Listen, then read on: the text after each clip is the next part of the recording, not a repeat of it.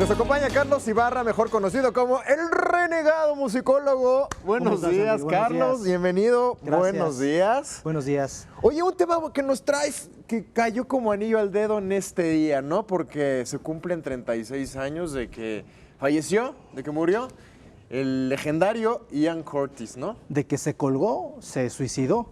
Es una historia padre porque, bueno, tenía el talento Ian Curtis que tienen personas como Kurt Cobain, como Amy Winehouse, ¿no? Que desde muy chicos son atormentados, tienen una vida difícil por situaciones familiares, sociales, se refugian en la música y son unos genios, pero mueren muy jóvenes. Entonces el caso de Ian Curtis empezó leyendo a los poetas malditos, ¿no? A Sartre le gustaba mucho leer y escuchar también la música de David Bowie, de Iggy Pop. Decidió formar un grupo casi a finales de los 70, Sí. y después de pasar por un par de agrupaciones, decidió llamarle Joy Division, que era basado en una novela que hablaba acerca del ala, donde explotaban, abusaban sexualmente de las mujeres en la Alemania nazi. Tomó el nombre de ahí y, entre otras cosas, se casó muy joven, a los 19 años. Claro. Muy joven. Entonces, la carrera musical de Joy Division en realidad duró muy poco, 2 años.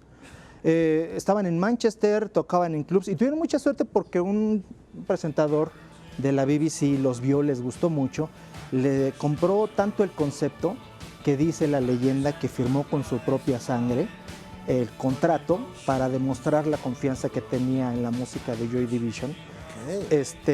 Los impulsó, ¿no? Los llevó a su programa, les dio un levantón en los medios, empezaban a ser famosos, lograron contratarse para su primer gira en Estados Unidos y justo en esa época, ya estando de gira, Ian Curtis tuvo un romance, una aventura con una periodista, su esposa se enteró, él estaba en tratamiento. Tenía epilepsia, ¿no? Tenía epilepsia.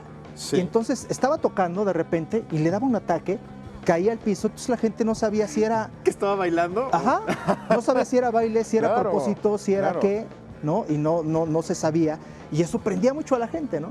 Pero había veces que era muy peligroso, se desmayaba y tenían que sacarlo o sustituirlo momentáneamente por algún otro vocalista, entonces la gente no sabía bien Si no qué es lo que entendías, pasaba. ¿no? Claro.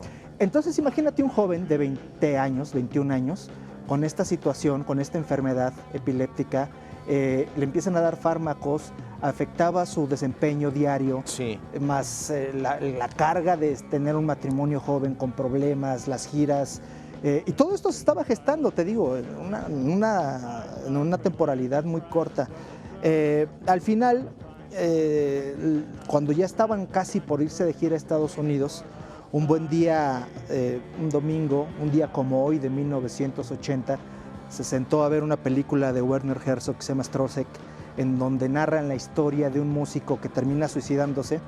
Él estaba deprimido, como usualmente lo manifestaba en sus letras, puso un disco de Iggy Pop y decidió irse a la cocina y colgarse.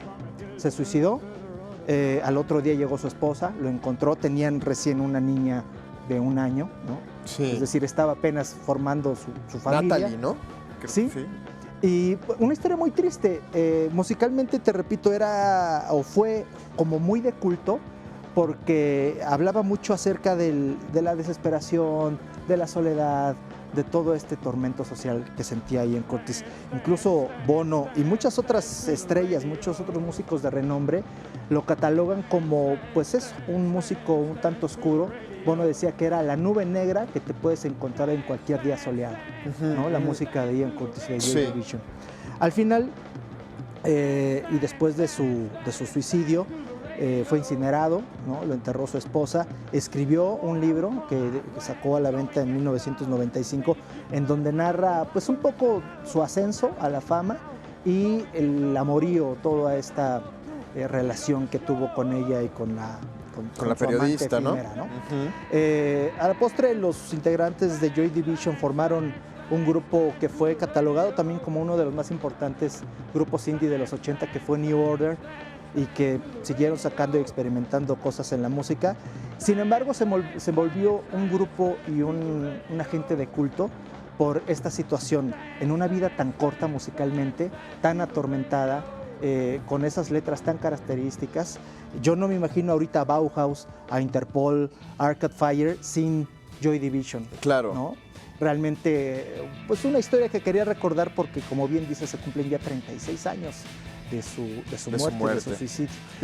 Y bueno, también es claro, importante recordarlo porque, bueno, al final es alguien que también hizo historia y que creó, ¿no? Hizo un parteaguas en el mundo de la música, ¿no? Pocos como él, era barítono, tenía una voz muy característica que no correspondía mucho a la imagen, Sí. a su físico.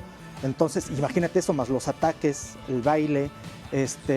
Cantaba un poco, lo asemejan mucho con Jim Morrison, por ejemplo. Creó todo un estilo. Sí. Carlos Ibarra, muchas gracias. Enrique, muchas gracias. Querido renegado, Gracias. que tengas excelente día. Te Igualmente esperamos muy pronto. para todos.